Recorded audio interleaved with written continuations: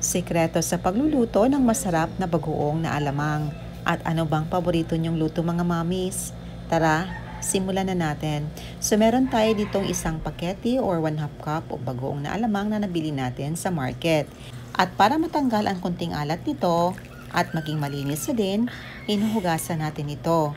I-drain lang natin gamit ang sifter. Tabi muna natin ito at i-prepare na natin ang iba pang mga spices. Gagamit lang tayo dito ng isang pirasong kamatis, onion, garlic, at saka chilies. Naglagay din tayo ng red bell pepper mga mamis. Dito pinapainit na natin ang ating kawali. Nilagay na natin ang taba ng baboy. Extract na natin ang oil nito para gamitin nating panggisa sa mga spices natin mamaya. Naglagay din tayo ng kunting laman nito at saka ground pepper. At ito bahagyan ng na-extract ang oil ng taba ng baboy. Nilagay na natin ang ating kamatis, ang ating sibuyas, at saka ang ating garlic. Gisahin lang natin ng bahagya until na maging transparent ang sibuyas. At dito inilagay na natin na-chop na red bell pepper. Gisahin hanggang sa mag-soften ang mga spices natin. Dito ilagay na natin ang ating hinuhugasan na bagoong na alamang. Mga nasa 1/2 cup itong mga mamis. I-mix lang natin hanggang sa ma-fully combine ang lahat ng mga ingredients. Sa puntong ito, bahagyan ng na-infuse ang flavor ng mga spices at saka ng bagoong natin.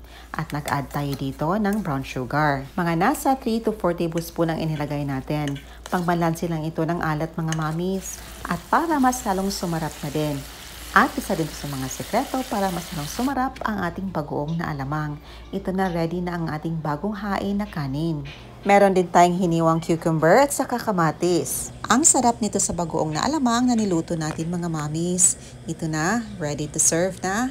At para mas lalong sumarap ang ating kain, mag-add tayo dito ng madaming sili. Ang sarap talaga nito.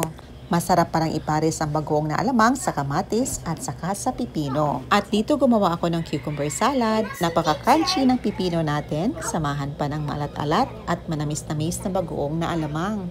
Perfect talaga ang kain natin. At syempre, hindi kompleto ang bagoong na alamang kung walang hilaw na mangga.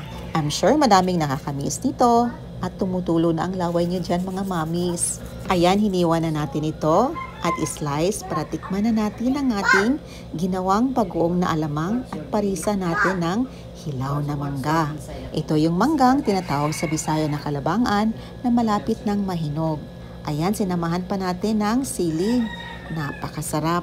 At syempre nagluluto din tayo ng paborito nating ampalaya. Masarap ding isahog ang bagoong na alamang sa ating ampalaya na paborito nating ihain sa agahan. Napakasustansya nito. Ayan lang po mga mamis. Hoping yung subukan ang ating recipe. Thank you so much for watching. See you in my next vlog. God bless you all.